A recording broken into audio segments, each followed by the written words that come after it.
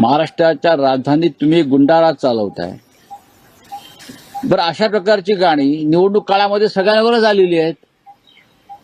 रिक्षावाला, दाढीवाला, गद्दार, गुवाहाटी, तुम्ही गाणी पहा त्या काळातली. आमच्यावर केली आहेत, त्यांच्यावर केली आहेत, केलेली आहेत ना.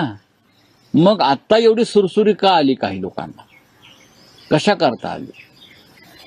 हे गाणं जे आहे त्यात कोणाचा उल्लेख नाहीये, कोणाचं नाव नाही.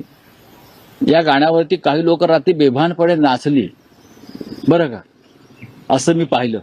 लोक नाचतात, त्याचा राग आला का? मग दाढी काढा, तुम्ही दाढी काढा ना.